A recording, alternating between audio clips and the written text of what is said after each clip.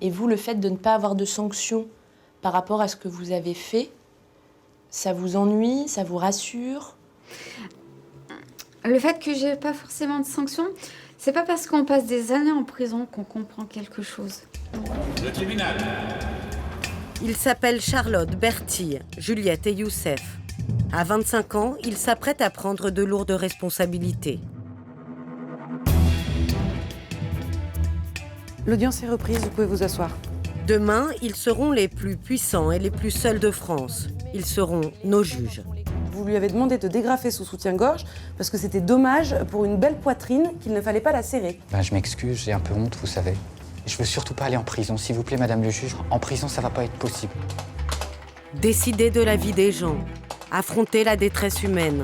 Je vais vous mettre sous curatelle. Non, je veux pas. Juger, c'est le métier qu'ils ont choisi. J'ai pas besoin de personne.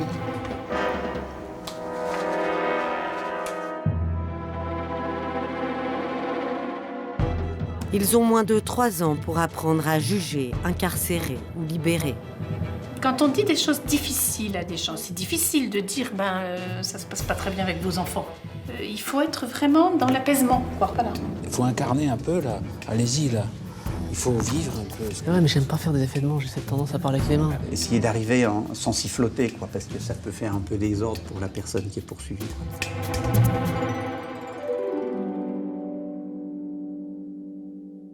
Ici, on forme, on fabrique la magistrature de demain. Donc évidemment, c'est une formule toute faite. Mais derrière ça, on sait que la façon dont on va former ou pas former, ou mal former ou bien former tous ces futurs magistrats, pendant 40 ans, c'est-à-dire la moitié jusqu'en 2050, on sait que très directement, ça va avoir une conséquence sur des milliers de gens, des milliers de gens. À Bordeaux, c'est la rentrée pour les 207 lauréats d'un des concours les plus difficiles de France, celui de l'École nationale de la magistrature. Demain, président de cour, juge pour enfants ou encore procureur de la République, ce sont eux qui nous jugeront. Ça va bien ensemble, moi, je trouve, avec nous. Ouais. Ça va bien avec nous. Bertille a 5 années de droit derrière elle. À l'âge de 24 ans, c'est l'une des élèves les plus jeunes de sa promotion. Je suis très émue, je suis très contente. En fait, on voit ton col de chemisier. Parce que c'est la première fois que je la porte. C'est tout un symbole. J'ai le poids de la justice sur les épaules, presque, on dirait. Je suis parfaite, je suis bonne. Je vais aller mettre mon petit chapeau et mes gants. Je te trouve parfaite, effectivement. Tes parents, ils sont là? Ouais. Toi aussi, non? T'as de la famille? Non, moi, j'ai ma sœur qui est venue parce que personne n'a pu venir. Un bar resto au Maroc et tout, donc... Ok. Youssef a 25 ans et déjà l'examen d'avocat en poche. Il est désormais auditeur de justice. C'est comme cela qu'on appelle ici les élèves magistrats.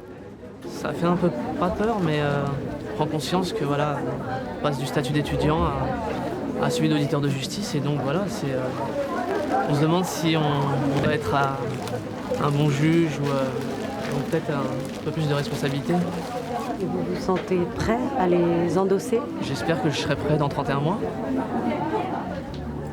Messieurs, 31 mois de scolarité qui commence solennellement par une prestation de serment. veuillez prendre place, mesdames et messieurs. C'est le premier président de la Cour d'appel de Bordeaux, M. Bertrand Louvel, qui ouvre la cérémonie. Je vous mentirais si je vous disais que vous êtes entré dans une vie de confort et de soulagement après la réussite de votre concours. Peut-être même ressentez-vous cet après-midi une forme d'angoisse. Angoisse pour les détentions chez le juge d'instruction. Angoisse pour les familles que l'on sépare chez le juge des enfants. Angoisse pour les personnes vulnérables chez le juge des tutelles. Pour vous aider dans cet effort de chaque instant, vous aurez votre serment. Madame la directrice du greffe, vous avez la parole pour l'appel des noms de celles et ceux qui vont devenir auditeurs de justice. Emmanuel Crochet. Fouzia Boukalfa. Youssef Bardre. Je le jure. Bertille Catelan-Humblot. Je le jure. Nos élèves sont des bêtes à concours. Ce sont plutôt des premiers de la classe qui rentrent ici, comme à l'ENA, comme à Polytechnique, etc. Voilà. Bon, mais il n'y a pas de honte à avoir. Nous, on est plutôt fiers, je dirais, de nos élèves. Simplement, il faut leur faire comprendre, quand ils rentrent, que tout reste à faire. Voilà. On les félicite pour avoir réussi ce concours difficile. Maintenant, on oublie ça et on passe à autre chose.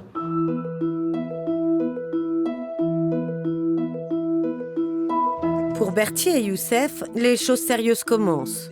Ce matin, à Bordeaux, ils entament le premier cycle de leur scolarité. 8 mois d'école pour apprendre à parfaitement maîtriser les techniques juridiques avant d'aller en stage dans les tribunaux. Berthier attaque la journée par un jeu de rôle, une simulation d'audience, sous le regard de son professeur Cyril Vidali, lui-même magistrat. Je vous propose qu'on commence. Je ne glisse pas de peau de banane, je ne tends pas de piège. La consigne un peu que je donne aux acteurs, c'est improvisation. On fait les choses un peu comme on le sent. Un exercice difficile lors duquel Berthier va devoir se mettre dans la peau d'un juge des enfants.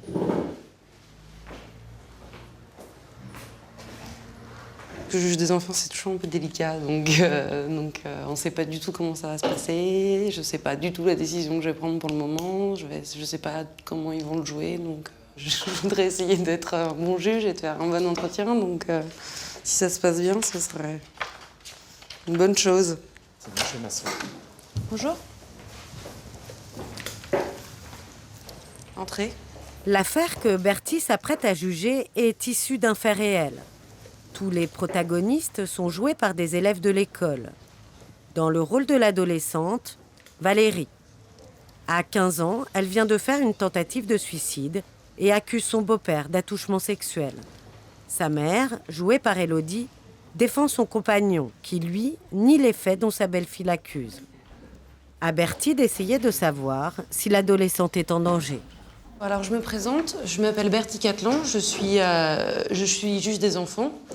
Donc moi je suis très inquiète pour Angélique et aujourd'hui je voudrais savoir ce qu'il en est pour prendre des mesures, les mesures qui s'imposent pour m'assurer que tout se passe bien pour Angélique.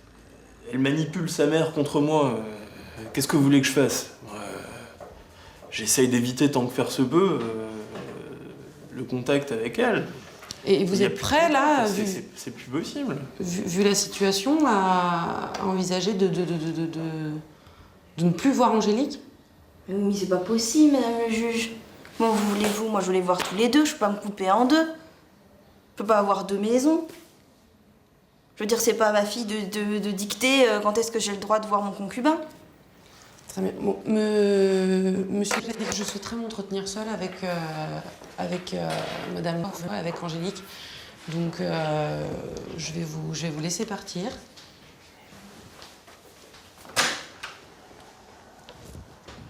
Tu sais très bien que je veux pas le voir. Et quand il arrive, tu sautes dans ses bras. Après, tu vas te préparer. Tu sais pas ce qu'il fait quand t'as le dos tourné, que t'es dans la salle de bain. Tu veux quoi? Attendre qu'il me fasse un gosse pour qu'on se réconcilie? Ouais. Il s'intéresse pas à toi, hein. C'est toi qui te fais des idées, ma pauvre fille. Hein. De toute façon, tu m'as trahi en le revoyant. Tu me crois même pas quand je te dis qu'il continue à me toucher.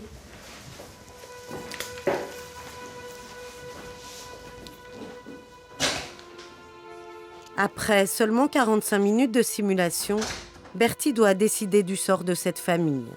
Face à l'attitude de la mère, aux révélations de l'adolescente, la décision s'avère bien plus délicate que prévu. Personnellement, je suis jamais sûre de ma décision. Il faut donner l'apparence de voilà, j'ai pris une décision, c'est la bonne pour rassurer les gens et montrer que voilà.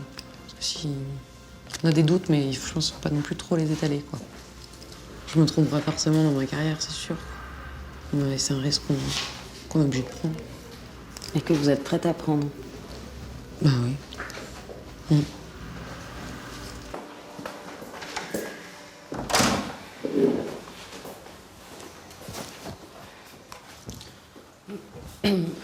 Pour moi, aujourd'hui, Angélique, elle est en danger.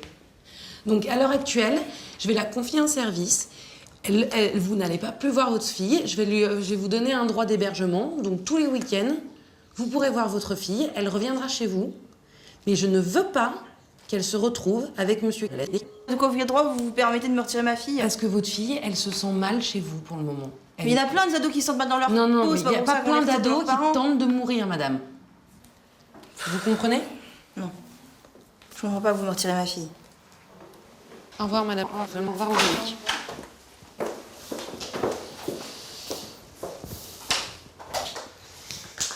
Bravo. J'ai zappé 2-3 trucs, mais bon. Comment? J'ai oublié un peu des trucs, mais... Pas tant que ça. On peut les faire revenir, oui. Peut-être c'est une très bonne simulation. La décision que vous avez prononcée, donc, c'est un placement d'Angélique. Donc c'est une très bonne posture de juge des enfants. C'est bien joué. Vous explicitez pas que vous exercez une autorité et que vous êtes juge, mais finalement, ça va se poser. Et ça, je trouve que ça passe bien, pour contenir les débordements.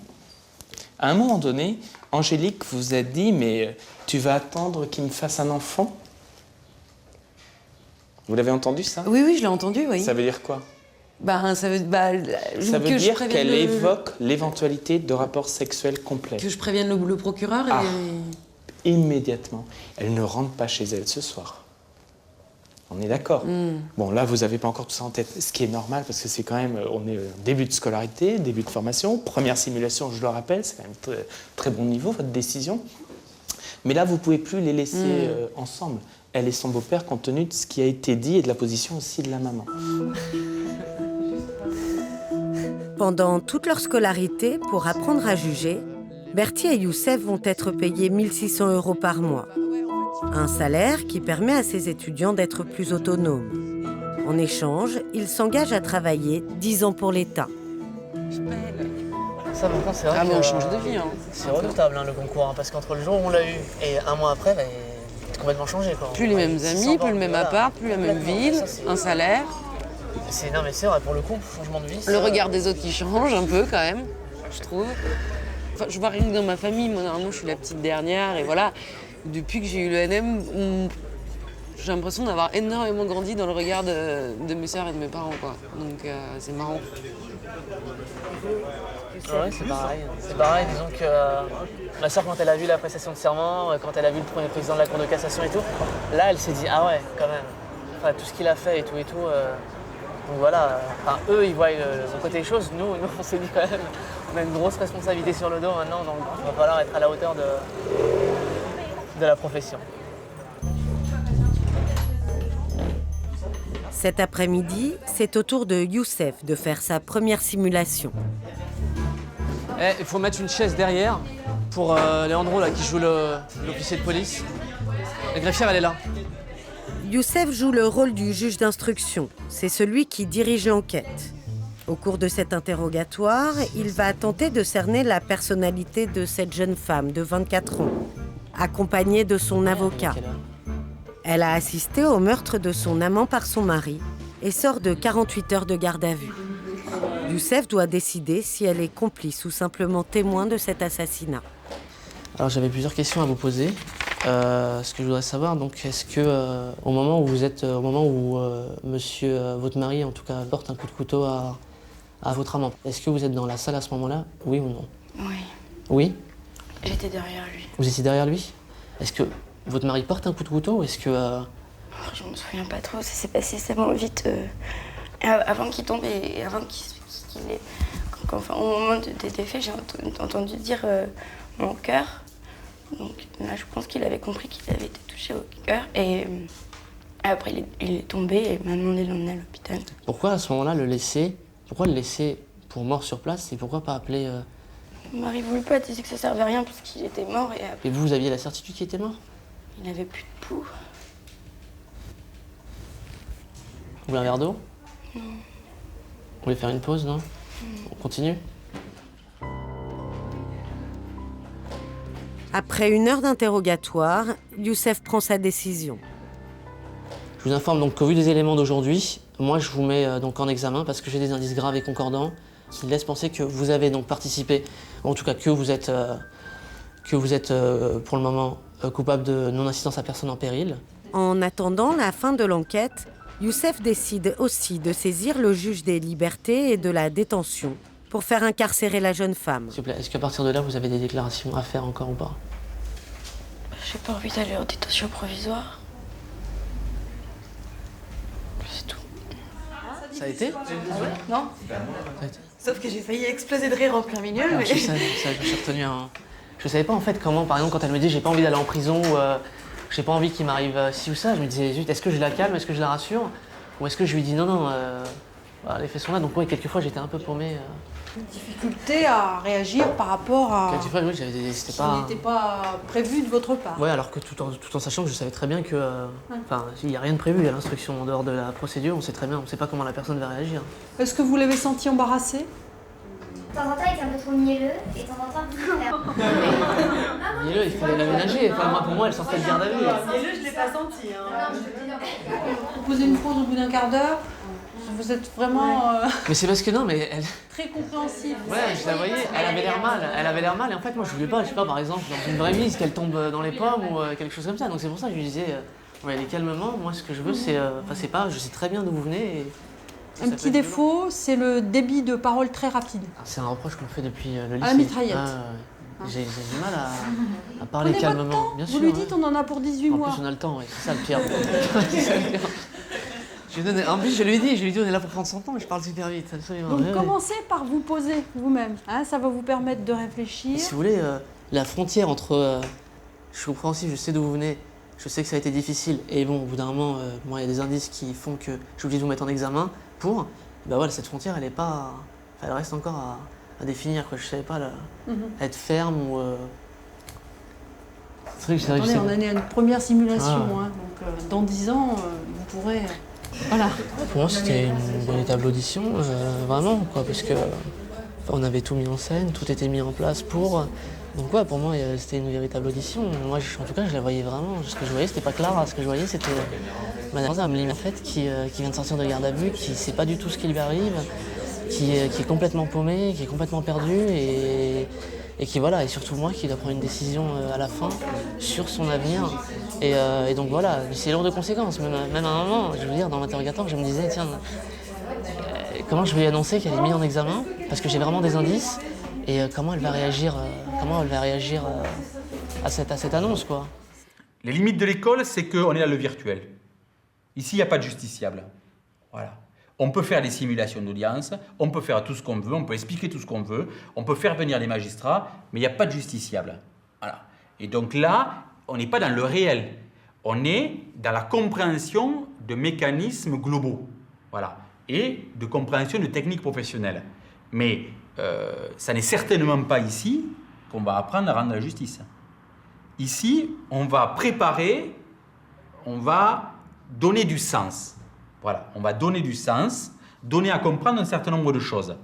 Mais la formation, elle se fait dans les tribunaux. C'est je mets ma robe et je monte à l'audience.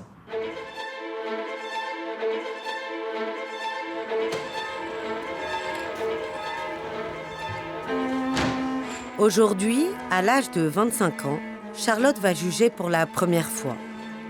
Auditrice de justice depuis 1 an, elle vient de quitter les salles de classe de Bordeaux pour un stage de 14 mois au tribunal de Valence. Pendant toute cette période, des magistrats sont à ses côtés pour la guider dans cet apprentissage. On va y aller, on va mettre la robe. On s'enrobe. S'enrober, porter la robe. Et cette fois, c'est pour de vrai. Charlotte imaginait la justice. Désormais, elle va devoir la vivre. Bon. Je pense que le moment où on met la robe et encore plus le moment où on rentre à l'audience, je suis plus moi en tant que personne. Je me mets dans la peau du juge entre guillemets, quoi. Voilà, allez. L'épreuve du feu, une audience correctionnelle à juge unique, la plus connue du grand public. Messieurs, dames, bonjour. L'audience est ouverte. Vous pouvez vous asseoir.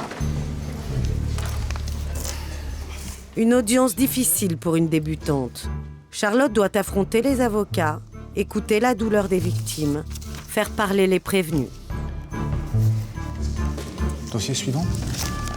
J'aimerais déjà savoir ce que vous faisiez à 1h du matin, stationné effectivement sur le trottoir à Rombo, avec une cagoule sur la tête, retroussée certes, mais avec des trous pour les yeux, avec un cutter dans la poche, un marteau brise-glace dans la manche et un pistolet à billes dans une autre poche.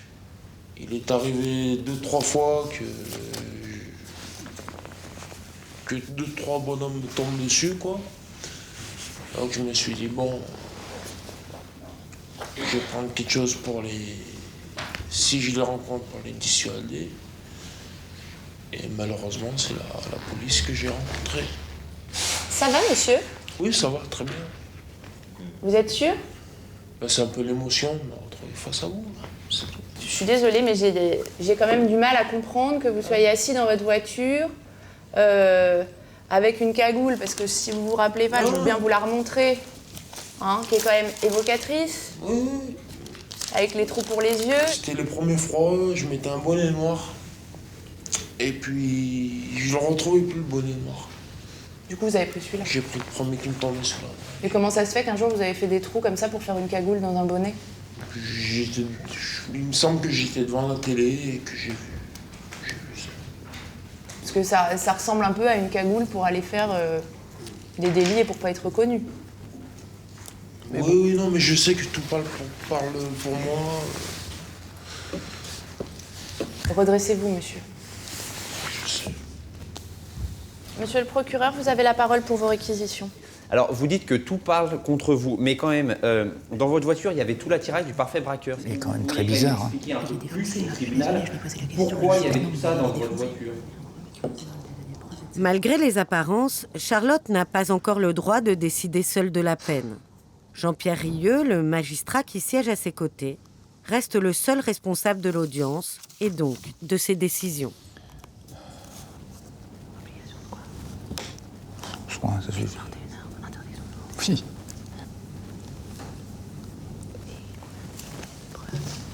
3 ans. 3. Plus il est suivi, mais on se porte. On peut aller jusqu'à 5. Non, faut pas non plus exagérer, parce que les meilleures choses sont petites. Non, mais ça devient aussi insupportable et ingérable pour ceux qui le gèrent au bout d'un moment. Le tribunal vous condamne à 4 mois d'emprisonnement avec sursis et mise à l'épreuve pendant 3 ans, monsieur. Ça veut dire qu'aujourd'hui, vous n'allez pas en prison, mais que vous avez 4 mois au-dessus de la tête. Et si vous pouvez faire appel dans les 10 jours si vous n'êtes pas d'accord avec cette décision. Je vais le signer, monsieur. C'est parti. Alcool au volant, violence conjugale, conduite sans permis. Pendant plus de 5 heures, une vingtaine de prévenus défilent à la barre. Le tribunal vous déclare coupable des infractions qui sont reprochées et vous condamne à la peine de 2 mois d'emprisonnement ferme. Vous aurez 4 mois au-dessus de la tête pendant 2 ans, avec l'obligation de travailler et puis l'obligation de soins pour essayer de régler ce problème d'alcool. Je crois que l'audience est terminée. L'audience est levée. Pendant tout son stage, Charlotte est elle aussi jugée. Les magistrats qui l'encadrent évaluent lors de chaque audience son aptitude à devenir juge. Bon. Pas facile de démarrer.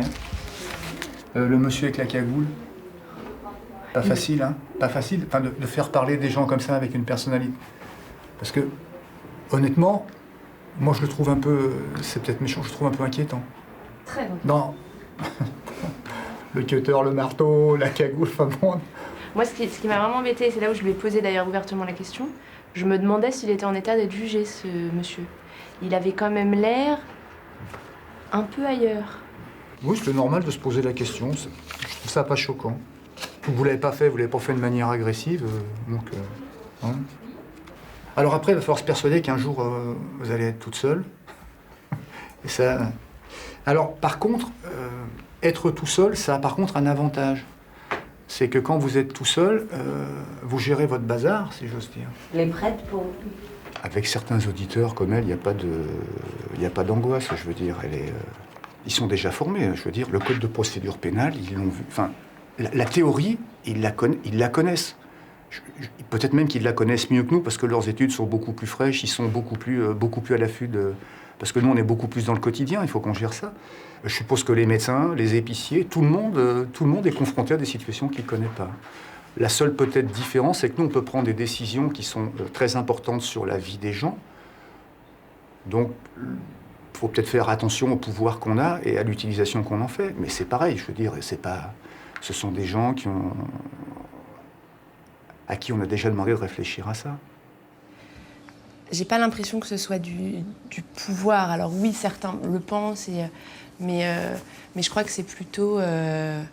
c'est un rôle, certes, et que la décision, il faut la prendre.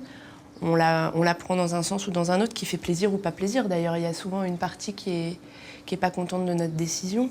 Mais voilà, notre rôle, c'est de décider. Après, est-ce que c'est un pouvoir? Je crois pas.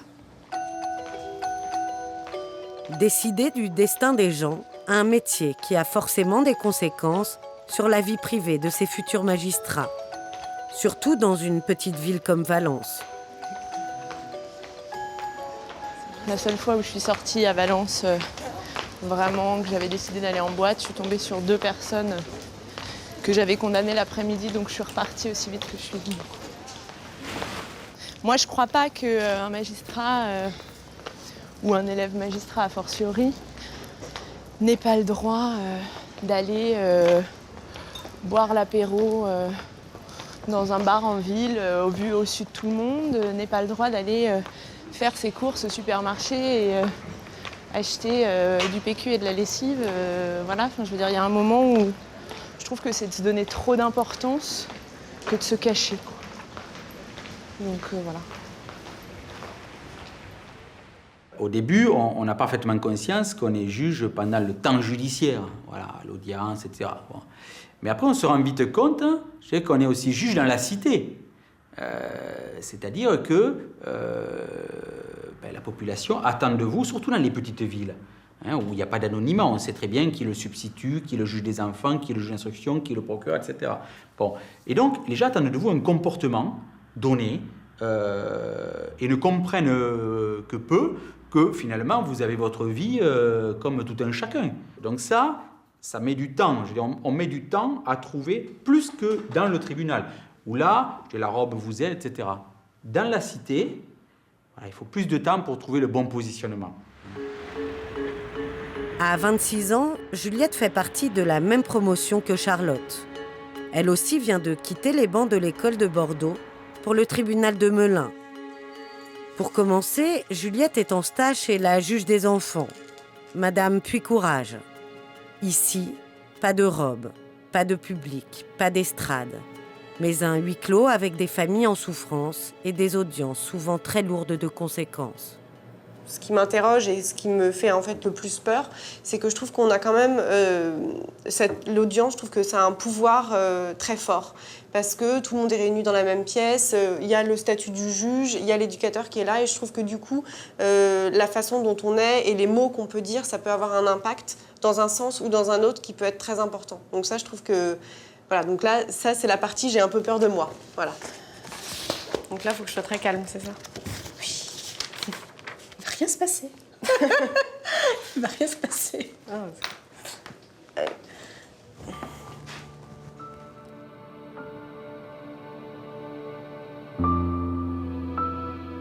Ce matin, Juliette reçoit une famille pour faire le point sur un placement.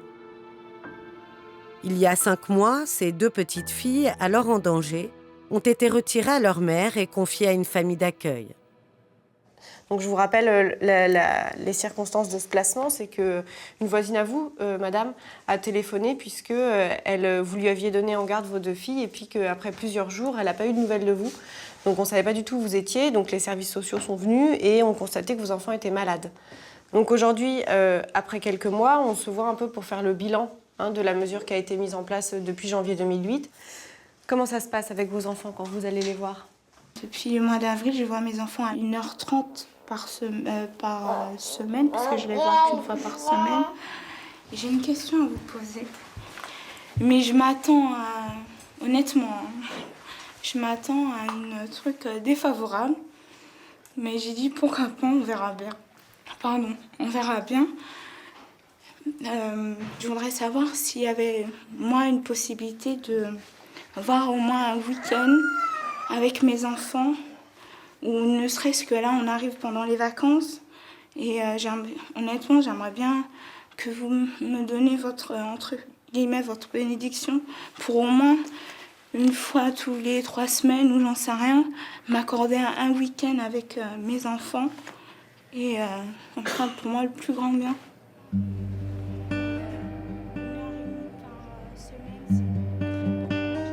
En décidant d'accorder ou non quelques heures de plus à cette mère pour voir ses 2 petites filles, Juliette se confronte à l'étendue de son futur pouvoir. Là, pour l'instant, aujourd'hui, on ne peut pas accéder à votre demande en l'état, pour plusieurs raisons. Parce que je pense que le travail, dans la façon dont vous abordez l'éducation de vos enfants, il doit être poursuivi. Il faut vraiment vous mobiliser pour vos enfants et que vous appreniez maintenant petit à petit à faire les démarches qui sont nécessaires pour leur santé, pour l'école, pour leur relation avec leur père. Vous aussi, monsieur, vous acceptiez que la donne a un peu changé et que vous devez aussi vous occuper de vos enfants, même si vous n'êtes plus avec madame. Donc ça, c'est important. Donc moi, j'ai l'impression que le travail doit continuer. Hein. Au revoir, monsieur. Au revoir, madame. Au revoir, monsieur.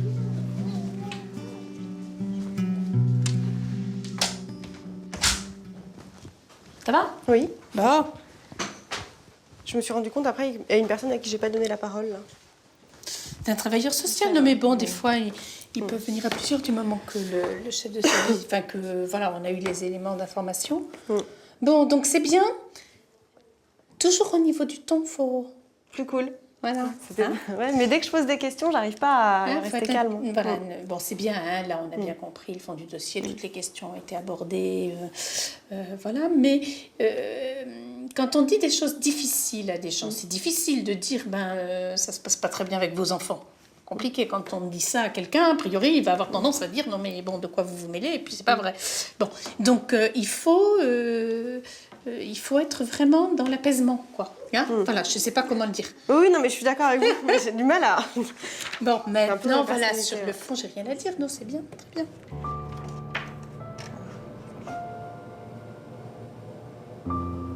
Oui, c'est une des fonctions qui fait le plus peur aux auditeurs. Ouais. Pourquoi moi, pourquoi parce que je trouve qu'il y a quelque chose, quand on passe à la vie active, quand on était étudiant avant, il y a quelque chose du passage à l'âge adulte. Et du coup, se retrouver confronté à des familles avec leurs enfants, je trouve que ça peut être difficile, quoi. Ça renvoie aussi à ce qu'on est nous. Voilà, on est jeune, on n'a pas d'enfants. Quelle légitimité on a, même s'il ne s'agit pas d'être dans la morale. Forcément, c'est très compliqué. Un mois plus tard, nouvel apprentissage pour Juliette. Toujours aux côtés d'un magistrat d'expérience, Hervé Charles, elle va faire sa première audience comme procureure de la République. Au cours de cette audience, Juliette va accuser un prévenu au nom de la société et devoir apprendre à imposer son autorité. Sa première affaire, un homme qui aurait tenté d'agresser sexuellement sa nièce de 15 ans. L'enjeu pour Juliette, proposer une juste peine en accord avec son maître de stage pour que le tribunal la suive. Alors, qu'est-ce que vous pensiez au niveau de la peine Moi, j'étais plutôt sur du sursis. Ouais. Sur 2 mois. 2 mois? Ouais, j'ai trouvé ça beaucoup. Moi, je trouve qu'effectivement, on peut monter un petit peu. Hein, d'accord, 4, 5, 6. Oui, non, mais effectivement, je pense que 6 mois... D'accord, ah oui, d'accord. Bonjour. Je suis un peu stressée. Voilà, j'ai pas, comme on a commencé à parler tout de suite, j'ai pas encore eu le temps de regarder mon environnement, mais moi je suis un peu stressée. J'ai un peu la pression de prendre la parole, quoi, d'être claire dans ce que je vais dire. Je pense que j'ai bien préparé, mais forcément il y a des choses qui vont pas sortir. Ou en tout cas pas comme j'avais prévu. Voilà. Bon.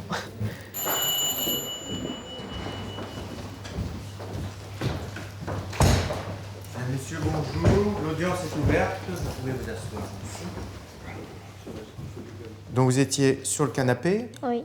Il a pris les jambes en l'air, il a tiré les jambes et il a écarté les jambes. Oui. C'est ça. Et vous dites, j'ai mis mes mains sur mes fesses pour ne pas qu'ils se mettent sur moi, son sexe sur moi. Son sexe, ouais. Voilà. En fait, il a simulé. Il faisait des mouvements d'avant en arrière. Oui. Comment? C'est bien ça? Oui, un peu pour rien. Ça n'est pas sûr. Alors, qu'est-ce qui n'est pas sûr? Que son sexe est simulé contre mes fesses. Alors, qu'est-ce qui est sûr? C'est sûr que son sexe est approché sur mes fesses. Approché? Ouais, pas touché. Pas touché? Non. D'accord, parce que d'après les premières déclarations... Oui, j'avais dit. Moi, j'ai lu qu'il l'avait touché, alors. Ça avait fait une erreur. Une erreur? Oui, j'avais pas peur. Bon. Elle m'avait dit qu'elle le dirait à mamie et à ma femme. J'ai posé ma main sur son sein, mais je ne me souviens pas avoir serré ma main. Mauvais positionnement. Je sais que tout ce que j'ai fait n'est pas bien, je veux qu'elle Constante, l'entende. c'est un peu fragile. Par contre, on peut peut-être baisser un petit Est-ce qu'il y peu a des au niveau de la questions peine. 4 mois sur 6 simple. Alors, C'est plus adapté. c'est vrai que quand elle m'a demandé d'arrêter de mettre ses pieds en l'air, je les ai mis plus haut. Vous vous rappelez avoir dit ça à la police? Oui, exact. Donc c'est comme ça que ça s'est passé? Je tire sa chambre en haut comme ça, comme d'habitude, comme on a fait dans le terrain en foot. Voilà. Ça veut dire que vous l'aviez déjà fait sur un terrain de foot, par exemple, cette... Oui, on aime bien s'amuser souvent. Donc il va essayer de faire bonne figure vis-à-vis de sa famille, mais effectivement... Ce que je crois que c'est ma motivation sur la peine pour dire qu'il faut qu'il comprenne qu'il a transgressé. Est-ce que vous imaginez que ça a pu gêner... Pourquoi elle aurait pu être gênée par ce que vous avez fait? Après plus d'une heure de débat, tous les protagonistes de l'affaire se sont exprimés. Dans quelques minutes, c'est au tour de Juliette de prendre la parole.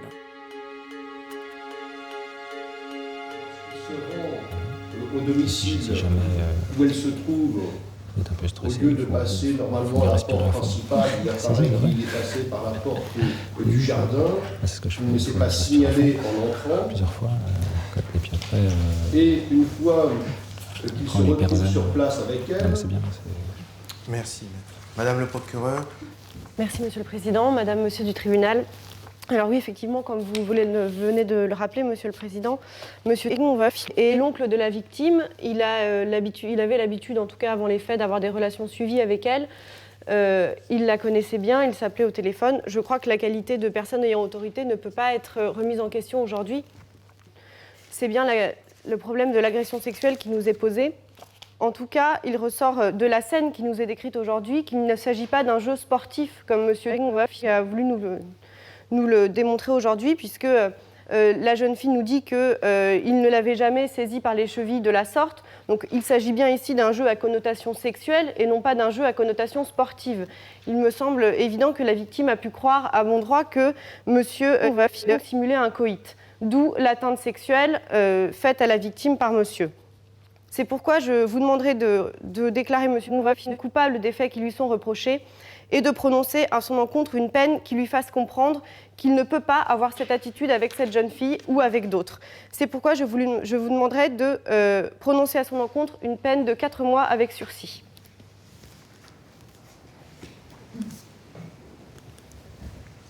Merci, Madame le procureur. Monsieur vous avez la parole en dernier. Un bon débit, tout, c'est impeccable. Simplement, à la fin, il faut dire 4 mois d'emprisonnement avec sursis. Bon, le tribunal a compris, il n'y a pas de problème, d'accord.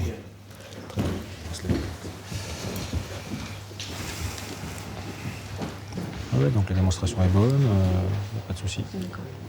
Réquisition courte, claire, c'est bien. D'accord. Voilà, c'est tout de... Le suivant sera plus facile. Ouais, c'était un peu la panique. D'ailleurs, j'ai oublié les 4 mois en m'asseyant. J'ai pas dit d'emprisonnement. Je sais pas si c'est un lapsus ou je sais pas. Un acte manqué, je sais pas. Mais ouais, ça a été... des fois, c'est un peu difficile, quoi. En fait, on s'entend parler et on est un peu des fois dépassé par ce qu'on est en train de dire.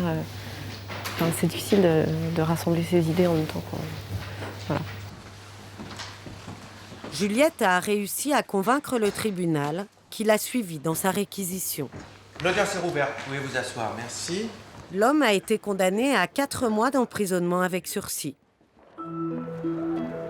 Loin de tenir des audiences comme Charlotte et Juliette, Bertie, l'élève de première année, en est encore à découvrir un tribunal. À peine un mois après son arrivée à l'École nationale de la magistrature, elle fait un stage de 15 jours à Bobigny pour se familiariser avec ses futures fonctions. Bah là, j'appréhende pas trop parce que c'est pas moi qui vais prendre les décisions, donc je suis quand même... je suis pas non plus encore dans ce qui est difficile, mais par contre, je suis très enthousiaste parce que ça va me permettre de voir le métier que je vais faire tous les jours, quoi. Donc pour ça, c'est génial. Donc non, j'ai vraiment hâte d'y être. Pour commencer, Bertie a rendez-vous avec son maître de stage, le premier substitut du procureur de Bobigny, Nadine Perrin. Bonjour. Alors, comme c'est la dernière arrivée, je suppose que vous êtes Bertine. Oui, c'est ça. Enchantée. 3 autres élèves de l'école sont déjà là. J'étais en train de discuter avec vos collègues. Je posais une question que je pose à tout le monde. Est-ce que vous connaissiez déjà le monde judiciaire avant de passer le concours de la magistrature? Ou est-ce qu'aujourd'hui, c'est votre premier contact? Non, j'avais déjà fait un stage au palais de justice de Lyon. Oui, il y a longtemps? En 2e année de droit. Et donc, comme je vous le disais, l'idée, c'était de vous faire toucher du doigt différentes situations où les magistrats sont amenés à prendre des décisions.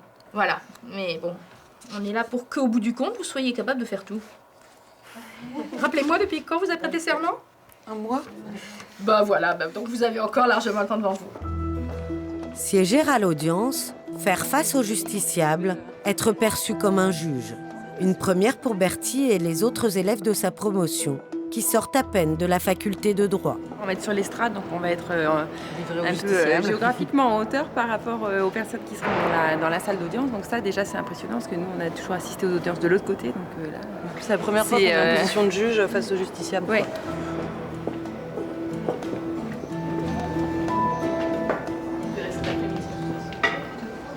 Vous imaginez? Ben, doucement, ça va venir petit à petit. Pour le moment, pas trop, mais peut-être qu'avec la robe et tout, je me sentirai plus légitime à aller m'asseoir de l'autre côté.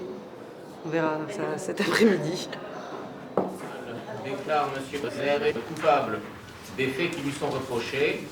Le rôle de Bertie se limite pour l'instant à observer le travail de ses pairs. Une entrée en douceur dans la peau du juge.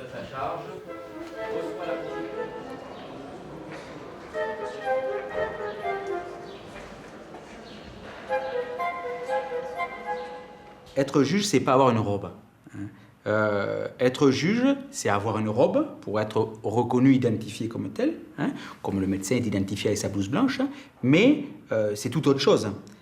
Lorsqu'ils rentrent à l'école et que le premier jour on leur donne leur robe et qu'ils la mettent, ils ne sont pas du tout magistrats encore. Ils ont un habit de magistrat. Mais maintenant, on va leur donner un contenant, il va falloir mettre un contenu. Voilà, c'est pour ça que la scolarité, elle dure presque 3 ans. Allez, retournez dans la salle. Dernier jour de stage. Après 2 semaines d'observation, Nadine Perrin, la magistrate, décide de laisser Bertie jouer les procureurs. Sous son contrôle, bien sûr. Le prochain, c'est un dossier où ils sont 3 en fait. Donc on reçoit les 3 les uns après les autres. Donc je vais prendre les 2 premiers, tu prendras le dernier. Voilà. Sûr? Ah, certaine.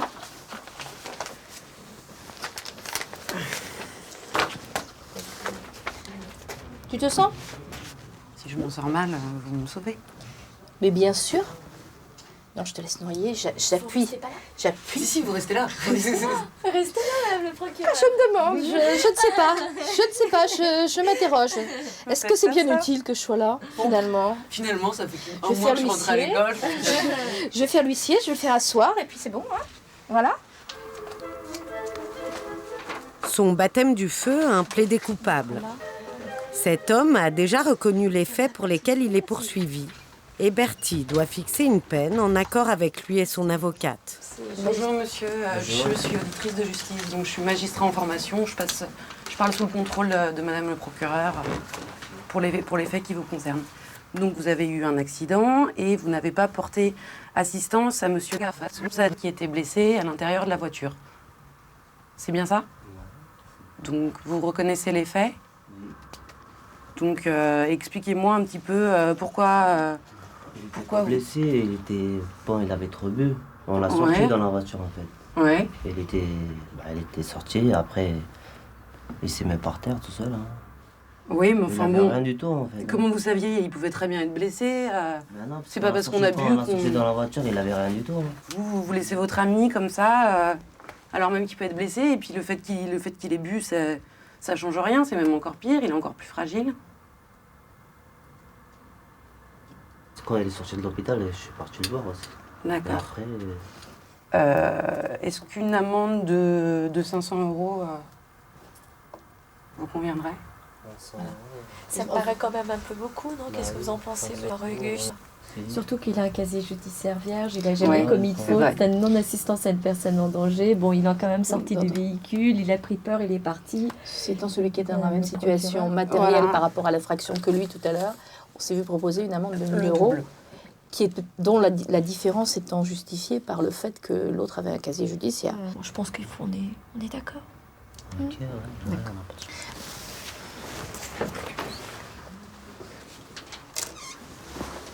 Ça, c'est pas à moi. Ça va? Ouais. Respire un grand coup? Ouais. J'ai un peu fait des boulettes. Non. Non. Pour une première fois, tu t'en es bien tiré. J'ai oublié le casier. Enfin bon. C'est fait exprès. C'est pas grave. Non, mais il y a un moment donné où il faut se jeter. C'est pas évident. J'avais un peu...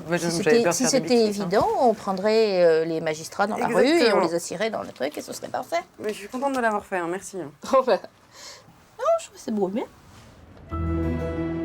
5 mois plus tard, à l'École nationale de la magistrature. Depuis leur courte expérience dans les tribunaux, Berthier et Youssef, les élèves de première année, ne quittent plus les salles de classe. Plus de 600 spécialistes interviennent tout au long de l'année pour former ces jeunes magistrats. Policiers, historiens, criminologues défilent les uns après les autres dans le grand amphithéâtre. Aujourd'hui, sur l'estrade, l'expert psychiatre Roland Coutenceau vient faire une conférence sur les auteurs d'agressions sexuelles. Ces hommes ont peur d'être jugés. Ils ont peur de notre regard. Ils nient tout bêtement. Ils mentent, si vous voulez que je vous dise en langage populaire. Et ils le savent bien. Les gens nient parce qu'ils ont honte. Et puis, regardez, je vais vous le faire aussi. J'aime bien les anecdotes prises sur le vif. 5 garçons ont reconnu, avec les enquêteurs, avoir violé une fille de 15 ans.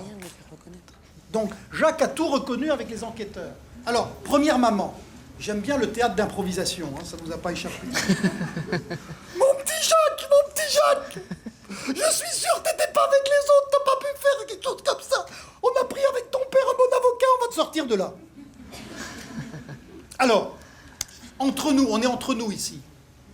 Combien de pourcentage de Jacques vont rester calmes? Maman, je vais te faire très mal, mais j'étais dans le coup et j'étais le premier à le faire. Honnêtement, devant cette mère larmoyante, combien vont être des héros pour dire ça à leur mère, à votre avis? Aucun. 0. 0 à 2%. Vous voyez comme quoi le discours social est contradictoire. On dit à la fois, parlez, vous serez tellement plus humain, et en même temps, vous êtes peut-être un monstre en puissance. Viol, inceste, meurtre, des mots qui résonnent continuellement dans les couloirs de l'école des magistrats.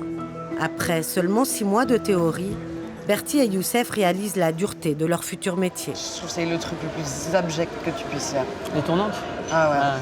Enfin là, t'atteins les confins de l'horreur, quoi. Le viol, c'est 20 ans. Ouais. Donc il passe à 30 quand il a aggravé. Aggravé, c'est 30. Vous sentez que vous avez changé, Berthier, depuis que vous êtes là? Non mais si, oui, on change, parce que de toute façon, rien qu'avec tout ce qu'on voit et tout ce qu'on absorbe, forcément on change, quoi. Mais c'est pas simple. C'est loin d'être simple. Disons que ce qu'on nous avait dit à la prestation de serment, ça s'est révélé exact, quoi. On nous avait dit qu'on nous mentirait si on nous disait qu'on aurait une vie faite de soulagement et de tranquillité. Mais de toute façon, on le savait très bien. Mais en tout cas, moi aussi, je suis conforté, je suis bien content de ce que je fais. C'est hyper difficile, mais je pense fondamentalement que c'est le plus beau métier du monde, sincèrement. C'est une folie? Comment? C'est une folie? D'être juge? Ouais, c'est un pari un peu fou, ouais, ça c'est sûr.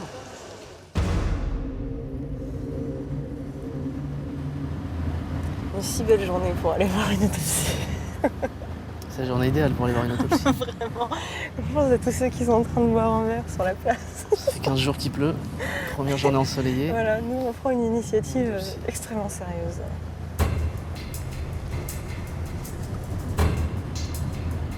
Après les agressions sexuelles, Youssef va se familiariser avec la mort. C'est bon? C'est bon. Merci, monsieur. Cet après-midi, avec Anne-Elisabeth, une élève de sa promotion, ils ont rendez-vous dans un service de médecine légale pour assister à une autopsie. Service de médecine légale, c'est là. Je t'en prie. C'est trop bien. Secrétariat universitaire. Demain, procureur ou juge d'instruction, ce sont eux qui décideront de faire pratiquer cet examen. Un passage obligé pour des élèves peu aguerris.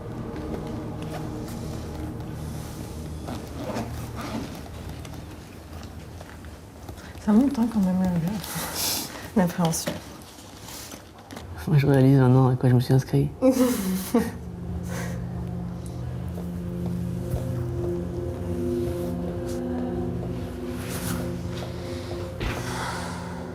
Là, en fait, je suis stressé parce que je sais pas comment je vais réagir. À l'autopsie, c'est pas évident. Hein. Déjà que j'en vois à la télé, j'ai tendance à zapper. Donc là, en vérité, je sais pas. L'avantage, c'est qu'on est deux. Donc, je pense que si on va pas bien, elle va le voir tout de suite. Et donc, voilà.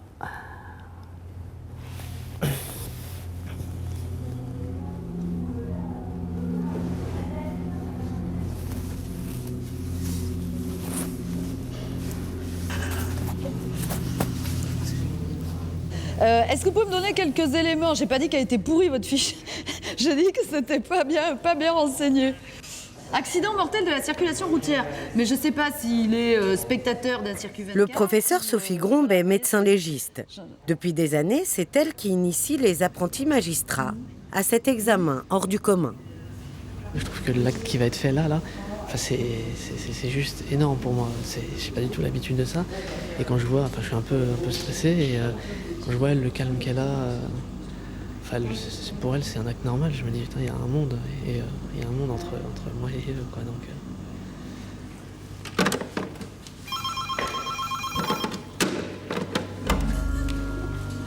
Bon, très bien. Et ça, c'est notre client.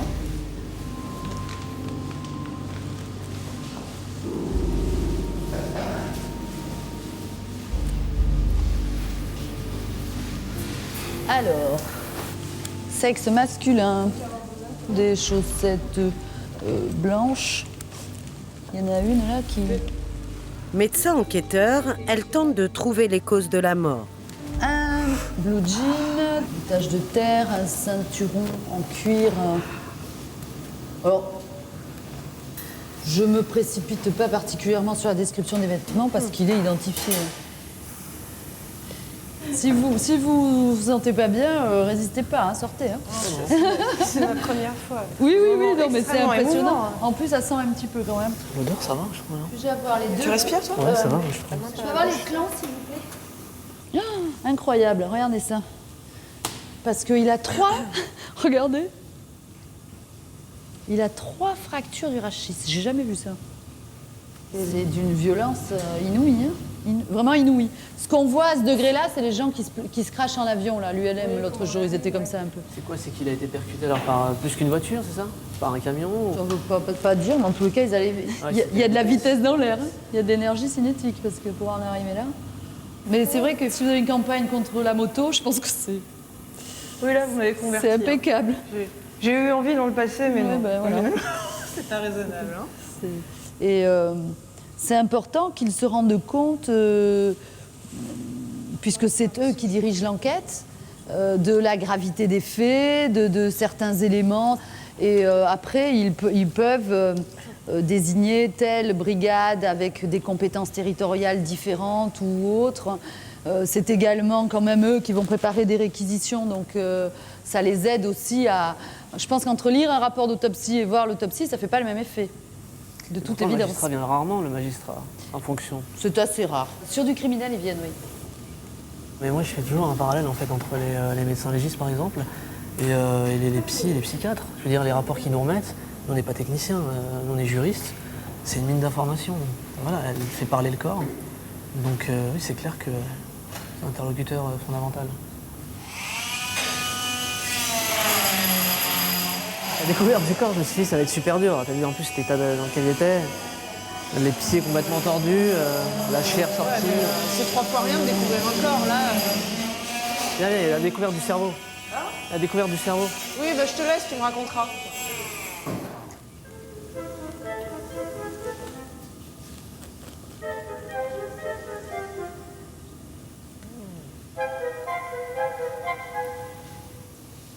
Bizarrement, c'était moins terrible que prévu. Hein. Bizarrement, c'était plus terrible que prévu. Ah ouais, Je pense que j'aurais plus résistante à ça.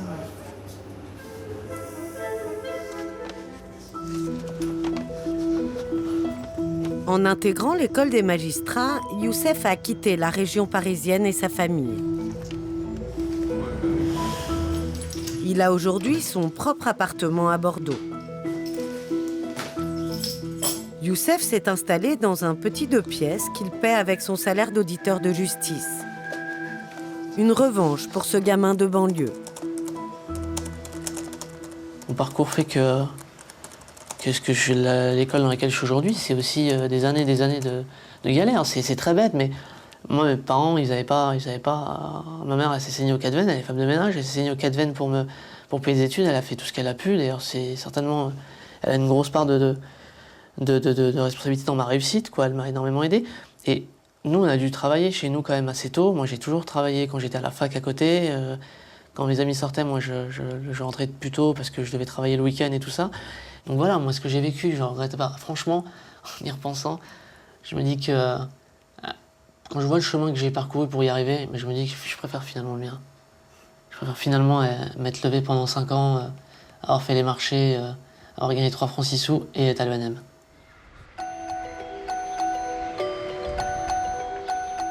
Charlotte, elle, n'a pas ce parcours. Lyonnaise d'origine, un père chef d'entreprise, cette élève brillante a eu une enfance privilégiée. Ce matin, dans la salle d'audience, un public un peu particulier. La maman de Charlotte et son frère de 16 ans, Louis, sont venus assister à ses premières réquisitions comme procureur de la République. Michel. Ouais, vous êtes bien arrivé? Oui, bah écoute, on a eu un petit peu de temps. Ouais, c'est extra. Content? Qu'est-ce que je ferais pas pour rater 3 heures de physique? Quelle idée extra.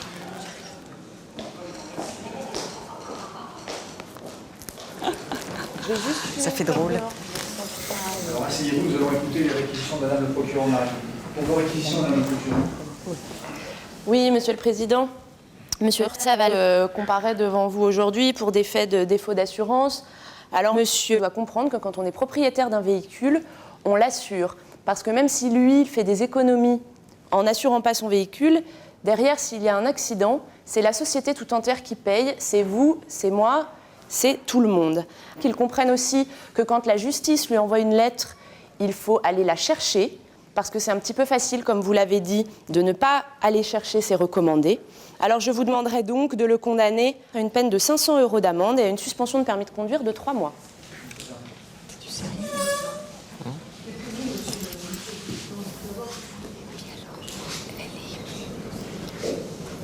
Carrément. Quoi?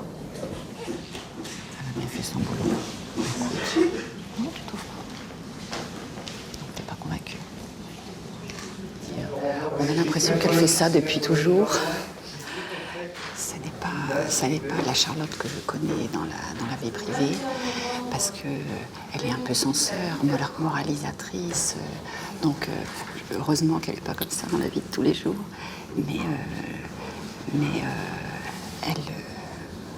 comment dire, elle est en même temps, comment dire, elle a de l'autorité, elle n'est pas autoritaire, mais c'est quelqu'un qui a de l'autorité, et donc elle le manifeste bien. Vous êtes fière? Ah oui, je suis fière. Ah oui, bien sûr que je suis fière. Ah oui, oui. Ah oui, c'est un métier... Oui, je suis très fière de ma fille. Ça, c'est obligatoire. Ouais.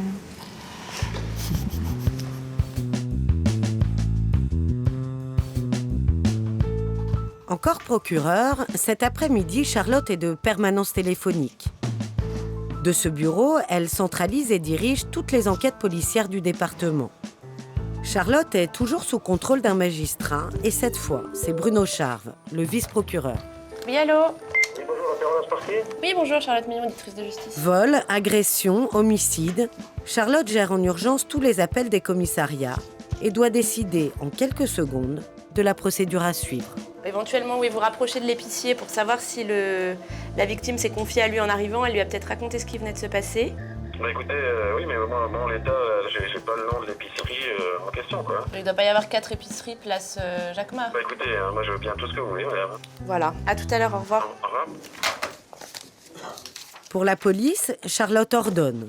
Mais pour son maître de stage, elle redevient élève. Ah, vous voulez certainement contrôler ma fiche de travail.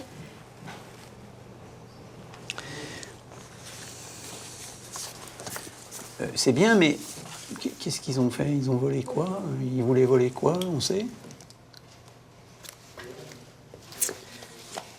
Et est-ce que vous vous sentez libre de vos décisions, en fait? Oui, allô? J'espère bien qu'elle n'est pas libre de ses décisions. On est là pour superviser un peu, parce que c'est quand même ma signature et mon nom qui tourne, là. C'est une liberté surveillée. D'accord. Je peux juste prendre votre nom, s'il vous plaît? Oui, ce sera sous les instructions de Monsieur Charve. Ah, c'est l'instruction, monsieur Charles. Ok, bah ça va. Il est substitut, lui, non? Non, il est vice-procureur. Procureur. Ah, désolé. Ok, bon, bah merci. Merci beaucoup. Bonne journée, au revoir. Merci à vous aussi, au revoir. Il s'est fait traiter de substitut. Je me donnerai le nom de ce garçon. Vous voyez, là, elle se sent un peu trop à l'aise parce qu'elle a fait sa fiche de travail trop vite et elle a oublié un certain nombre de petits détails qui sont quand même importants. C'est le montant des sommes dérobées. Vous trouvez qu'elle a changé? Elle se bonifie, on va dire. Elle devient un peu plus précise, elle devient un peu plus rigoureuse. On n'est pas encore tout à fait... Bon, elle oublie des petits trucs. Elle est un peu victime de son enthousiasme parfois. Vous vous en rendez compte de ça, Charlotte? Oui. Difficilement de dire le contraire, mais... Non, mais oui, je sais. Je veux toujours tout faire en même temps, vite et bien. C'est toujours vite et bien. Bon, voilà. Toujours dans le cadre de la permanence, Charlotte reçoit un homme pour lui notifier sa mise en détention. Un tête-à-tête éprouvant pour l'apprenti juge. Vous êtes détendu, tout va bien se passer. J'ai 2-3 petites questions à vous poser, monsieur le maître de stage. Étant donné que je sais juste que c'est vol aggravé 6 mois, oui. J'en sais pas plus, moi je reviens pas sur les faits. Je lui dis qu'il a une décision, une peine à exécuter. Vous avez vu le juge, vous n'avez pas communiqué des pièces, donc il n'y a pas d'aménagement possible, en tout cas aujourd'hui. Toujours laisser une porte ouverte. Hein. Faut jamais que le gars, vous le branchiez contre un mur. J'enlève tout ce qu'il y a sur le bureau parce que quand on a des personnes qui sont un peu énervées, c'est bien qu'elles n'aient pas quelque chose à portée de main pour nous le jeter dessus. C'est assez rare quand même, mais bon, on prend quelques précautions de base. Allez, c'est bon. Bonjour monsieur. Asseyez-vous, on va vous enlever les menottes. Cet homme a été condamné il y a 2 ans à 6 mois de prison ferme. Asseyez-vous, je vous en prie. Il a pris la fuite et n'a jamais effectué sa peine, mais ce matin, il a été interpellé. En fait, ce qui se passe, donc vous le saviez vous-même, il y a un jugement du tribunal correctionnel de Valence du 6 octobre 2006 qui vous a condamné à 6 mois d'emprisonnement pour vol aggravé de 2 circonstances. Donc aujourd'hui, cette décision est définitive, il n'y a plus de recours possible et elle doit donc être exécutée. Moi, je vais demander à ce que vous soyez donc écroué à la maison d'arrêt de Valence et par la suite, éventuellement, vous pourrez voir avec les travailleurs sociaux s'il y a d'autres solutions pour terminer cette peine autrement que la faire en entier en prison. D'accord ? Au point de vue santé, vous allez bien ? Vous n'avez pas de traitement particulier à signaler à la maison d'arrêt, ni autre ? Vous consommez pas de stupéfiants ? Juste du shit. Rien d'autre ? Vous n'avez pas besoin de traitement particulier ? D'accord. Bon, écoutez, on va signer donc votre bon pour écrou. Et puis, les policiers vont vous accompagner à la maison d'arrêt. Au revoir, monsieur. Au revoir, messieurs. Au revoir, madame.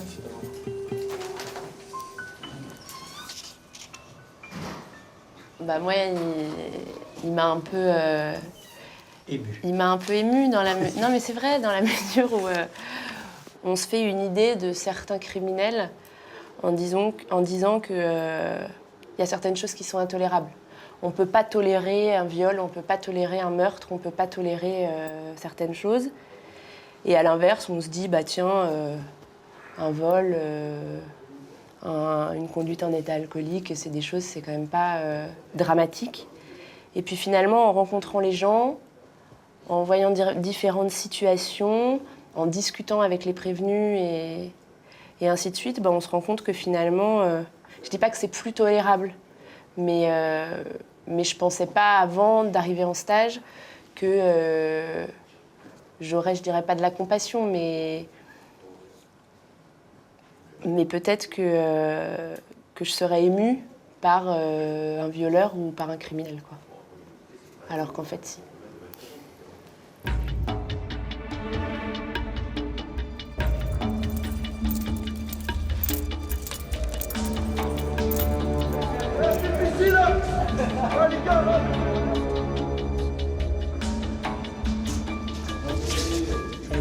Envoyer en prison, mais aussi découvrir la prison.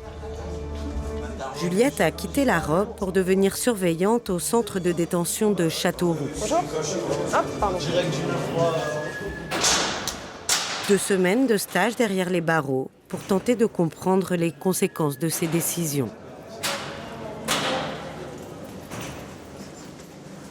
Et cette fois, son maître de stage n'est plus un magistrat.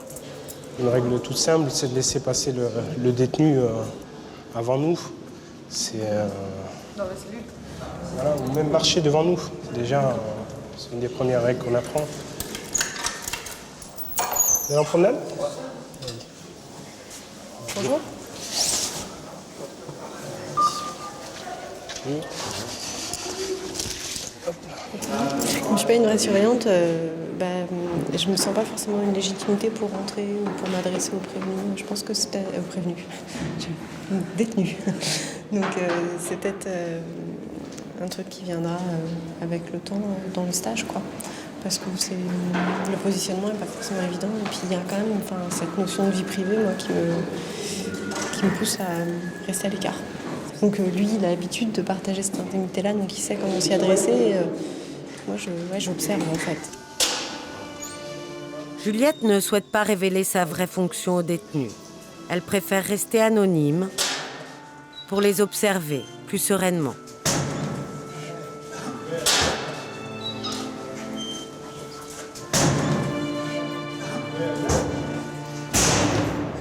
La plupart des détenus ignorent que les élèves magistrats viennent en prison. C'est le cas de ce jeune multirécidiviste condamné à 11 mois de prison ferme.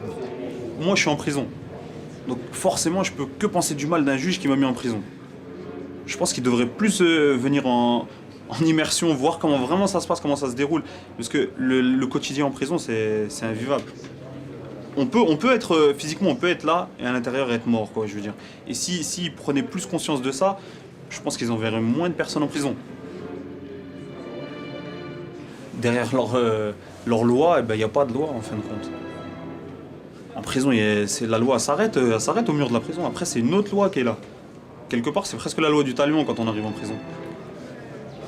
Je me dis que si les juges, ils seraient plus sur le terrain, je pense qu'ils feraient attention à tout ça et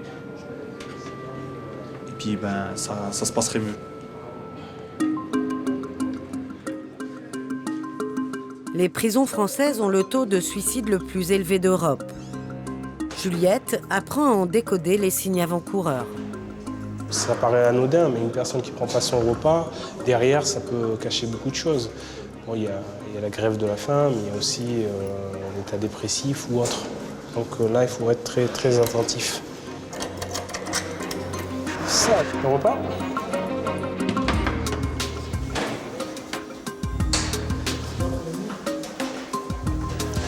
Vous avez tout.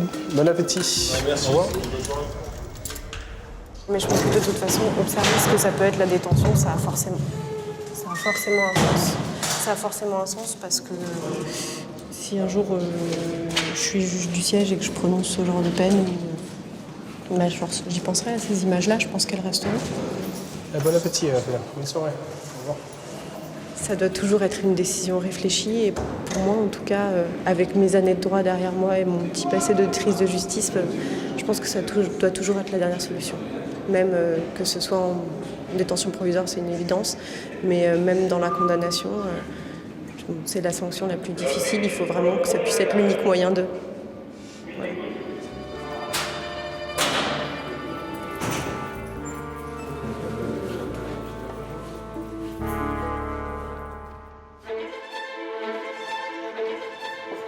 Comme Juliette, Charlotte vient de passer 2 semaines à la maison d'arrêt de Fresnes.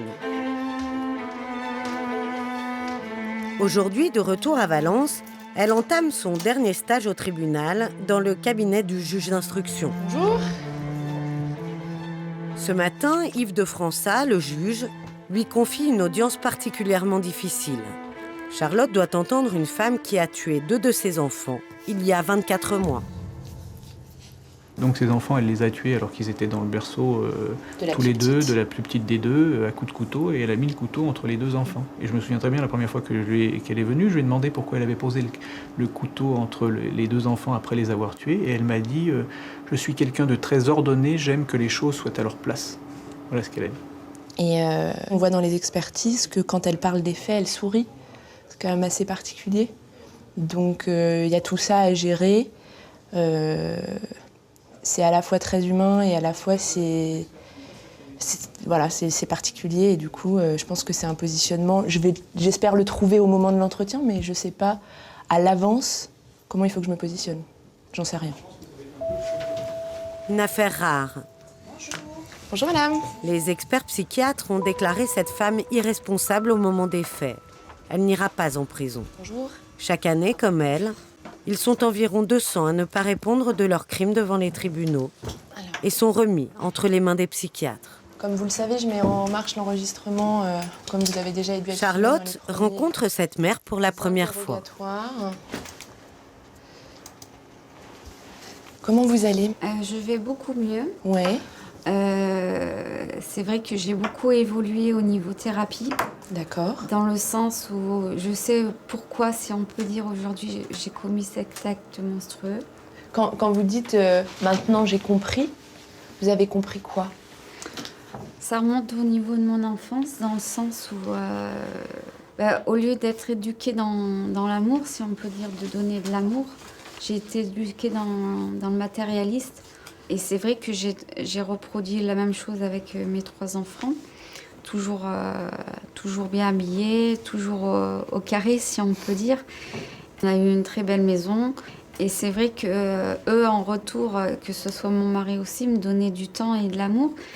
Dites-moi si je comprends bien, est-ce que finalement tout l'amour que vous receviez de votre mari et de vos enfants, c'était quelque chose que vous connaissiez pas avant et c'était lourd à porter? Ça me faisait peur. Et vous n'arriviez pas à rendre la même chose, donc ça vous faisait peur? Voilà. Si je peux dire, vous avez commis cet acte parce que vous préfériez qu'ils soient plus là que de mal les aimer, ou c'est leur amour à eux qui vous étouffait? Vous arrivez à mentaliser ça aujourd'hui ou ça? C'est les deux. C'est les deux. Ouais. D'accord.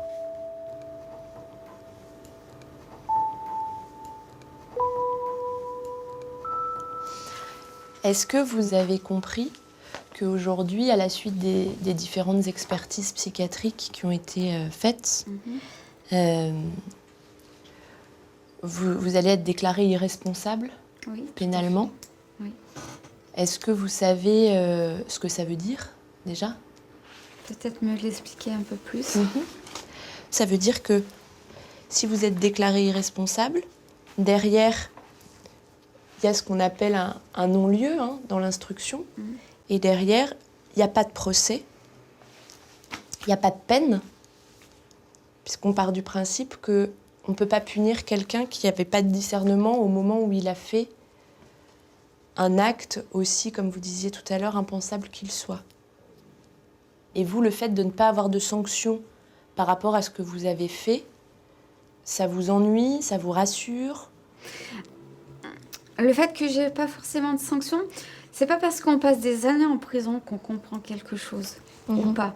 Moi, j'ai passé 15 mois d'incarcération et j'ai compris pourquoi j'ai commis cet acte. Je sais où j'en suis au jour d'aujourd'hui. Là, ce que j'ai fait, c'est très grave. Et c'est vrai que les gens n'ont pas à juger parce qu'ils sont très mal placés pour le faire.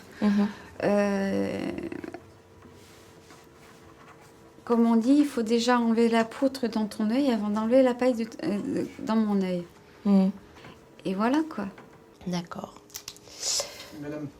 Mais la société, avec un grand S, si je puis dire, elle n'est pas du tout satisfaite de cette solution. Elle voudrait que vous soyez jugé. Mais... Et sanctionné très lourdement.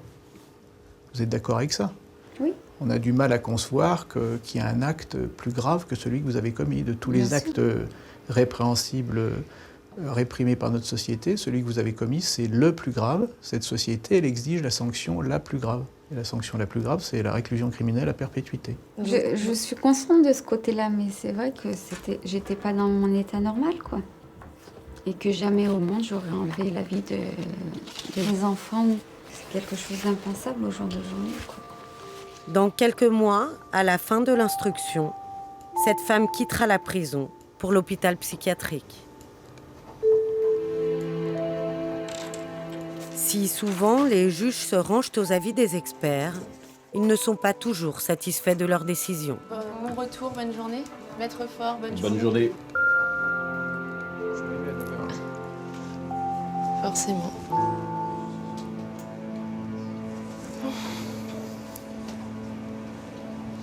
C'est space, hein.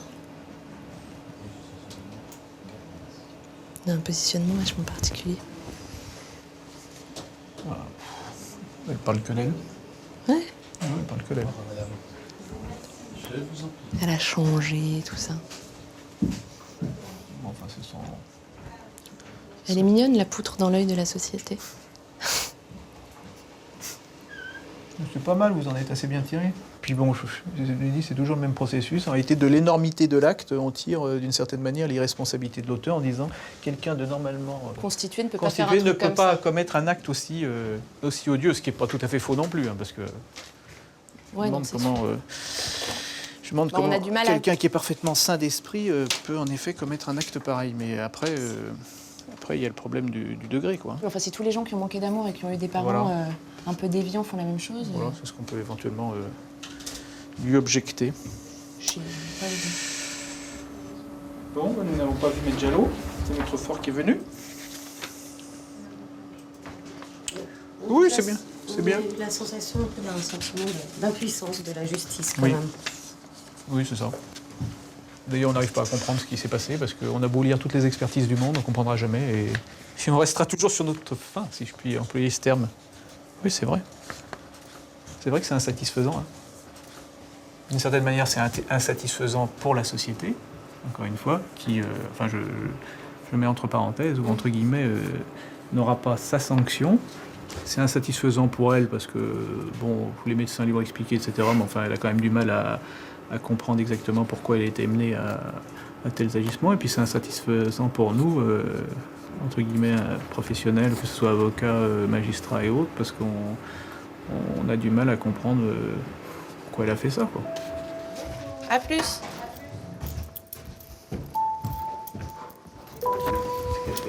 Non, ça s'est bien passé. Simplement, c'est particulier, quoi. Ah bah là, oui, effectivement, c'est plus la personnalité de cette dame qui pose problème que le reste. Ouais, mais sur le coup, ça fait bizarre parce que c'est un peu Madame Tout-le-Monde quand on la voit comme ça. Elle s'exprime pas de manière complètement C'est vrai. bizarre. Elle est cohérente dans ce qu'elle raconte. Elle ressemble pas à quelqu'un d'extraordinaire. Elle paraît normale. Après, au fond... C'est vraiment qu'un monde d'apparence, elle paraît normale. Non, mais c'est vrai, Ouais, non, mais c'est vrai. objectivement. Ouais. Et au fond, quand on lui parle, elle dit des trucs qui sont hallucinants, mais elle les dit bien. Elle s'exprime vachement bien. Et elle est cohérente dans ses paroles. C'est un peu inquiétant. C'est ça. On verra bien. Ouais. Ça relève plus de nous après. Hein. Non, mais c'est pas rassurant. On est bien d'accord.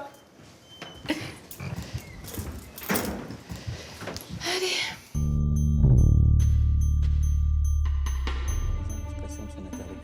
Dans une petite salle de délibéré du tribunal, c'est Charlotte que l'on juge. Autour de cette table, ses maîtres de stage. Après 14 mois de terrain, les magistrats évaluent ses capacités à devenir juge. De cette réunion dépendra le classement final de Charlotte à l'École nationale de la magistrature. La première évaluation de Madame Millon, M. Sylvain. Sur les connaissances juridiques, il n'y a pas de difficulté particulière. Donc elle maîtrise bien la procédure pénale, le droit pénal. Sur l'attitude vis-à-vis des prévenus ou parties civiles, donc moi j'ai trouvé tout à fait correct. Elle a un langage compréhensible, c'est pas abscon, c'est pas purement juridique. Donc elle a su se mettre au niveau des personnes. Bien, M. Rieux. Synthétiquement, j'aurais pas d'angoisse à avoir quelqu'un comme ça comme collègue, si ça peut. C'est le bon critère. Oui, faut dire les choses qu'elles sont. Parce que c'est pas facile, la correctionnelle, il y a des gens qui sont un peu réactifs, et je trouve qu'elle a plutôt bien géré, faire en sorte de bien sentir les gens, de savoir laisser parler. Donc ça, c'est plutôt bien fait de sa part. Charlotte devra encore attendre quelques jours pour avoir ses résultats.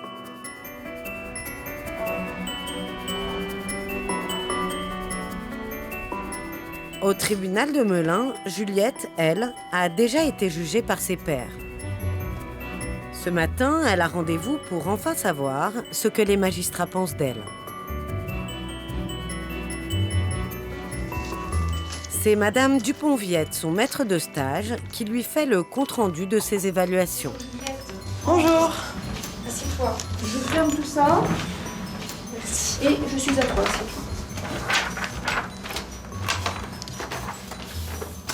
Bien. Alors, ça va.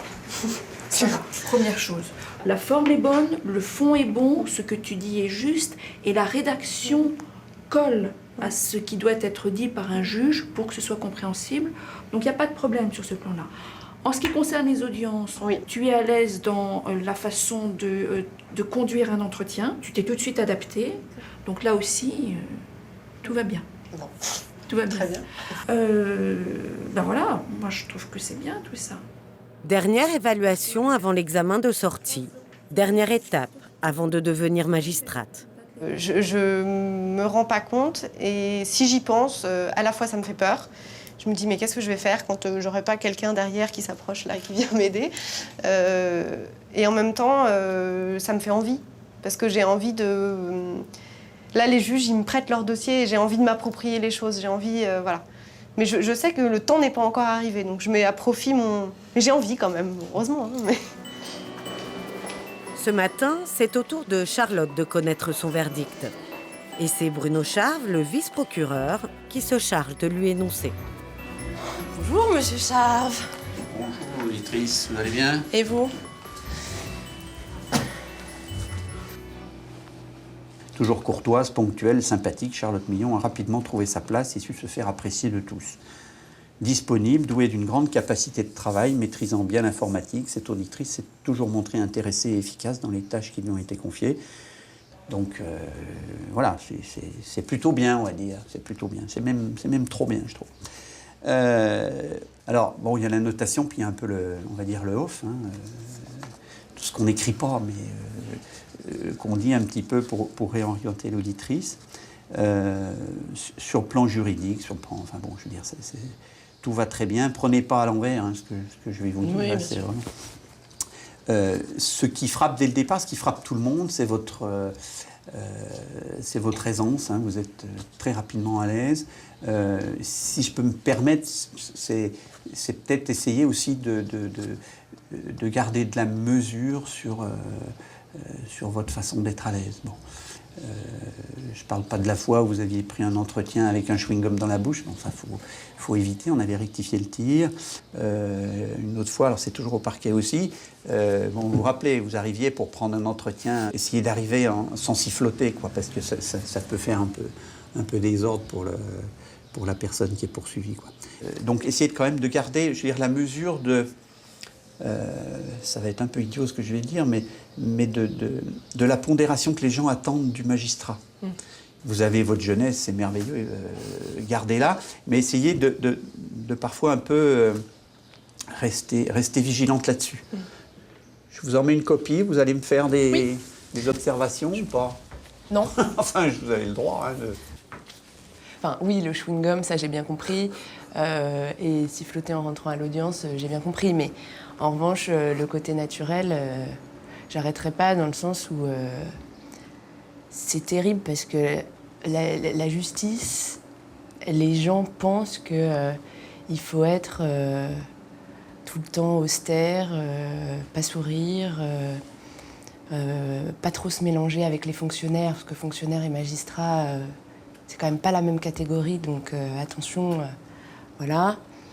Donc non, je pense qu'il faut surtout rester à sa place. On n'est pas des gens plus importants que les autres, et donc je vois pas pourquoi on serait pas comme on est, quoi. Dans quelques semaines, Charlotte, comme tous les élèves de sa promotion, connaîtra enfin son classement.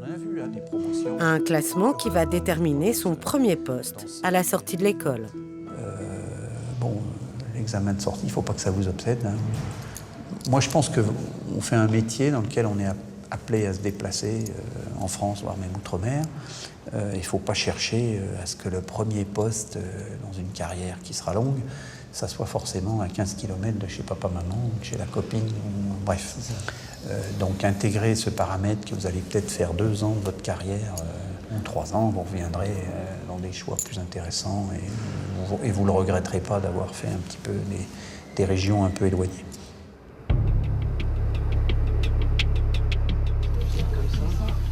Dernier stage pour Youssef, l'élève de première année. Cette fois, c'est au commissariat central de Bordeaux.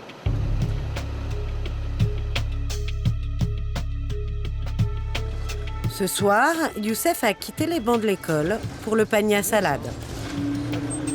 Il a suivi une formation de pilote. Il a suivi une formation, là. Une expérience qui fait partie, elle aussi, de la formation des magistrats.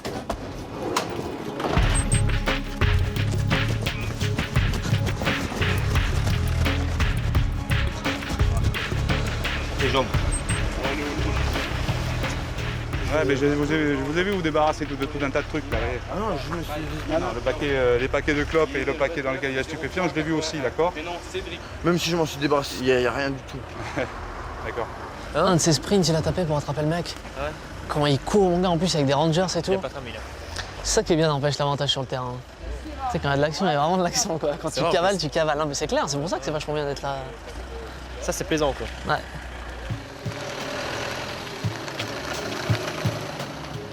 Mais arrête, tu me fais hyper mal, oh! Aïe! Ah, les enculés, là. Je veux dire, prendre à mon avocat, moi. Il m'a fait du mal. Ça fait hyper mal. Rate serré.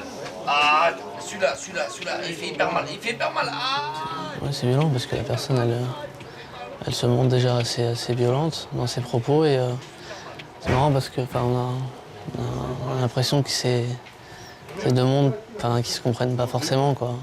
Il y a lui qui est sous l'emprise d'un état alcoolique, qui sait plus trop ce qu'il raconte, qui hurle, et il y a la police qui essaie de gérer ça, c'est pas facile. Et je pourrais fumer une clope. J'ai pas été méchant. On a dit que vous fumez pas, on fume pas ici. Youssef ne résiste pas à la tentation d'entrer en contact avec le prévenu. Vous avez bu combien de verres? Un bon paquet, sincèrement. C'est-à-dire? Sincèrement, j'ai bu une bouteille de martini. Donc voilà, après un peu plus. L'occasion est unique pour Youssef. Il découvre enfin les coulisses d'une interpellation. Une fois juge, il n'en aura que les comptes rendus. C'est vraiment une chance inédite pour un auditeur de justice de pouvoir avoir ça, et même de pouvoir avoir un petit échange avec la personne interpellée. Ça, c'est vachement bien parce que généralement, cet échange au parquet, il aura lieu au tribunal ou donc avec le président du tribunal correctionnel ou les 2 assesseurs, il aura lieu qu'au tribunal. Mais là, si vous voulez, bien juste d'être interpellé, c'est vraiment le moment. Même là où on pourrait, pour recueillir ces informations, c'est un moment vachement privilégié.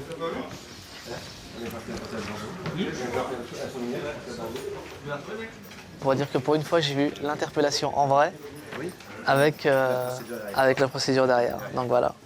Par contre, je ne saurais pas ce qui est devenu demain de... Je ne sais pas ce que le parquet décidera. C'est juste ça. Nickel. C'est la fin des cours pour les premières années. La tradition à l'École nationale de la magistrature, faire une dernière photo avant de quitter Bordeaux et de rejoindre les tribunaux.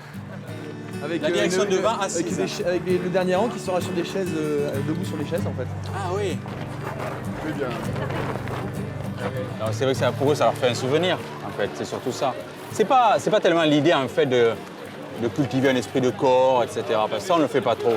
Mais c'est plutôt, voilà, c'est le souvenir d'un passage à Bordeaux qui les marque tous, hein, qui nous a tous marqués. Et voilà, c'est pas plus que ça. Les 207 élèves de la promotion Carla Del Ponte sont réunis au pied de la mairie. Dans quelques jours, Bertie et Youssef vont devoir se séparer. Attends, tu veux que je te recoiffe? Youssef part continuer sa formation à Marseille puis à Aix. Bertie, elle, est attendue au tribunal de Lyon. Mandat de dépôt.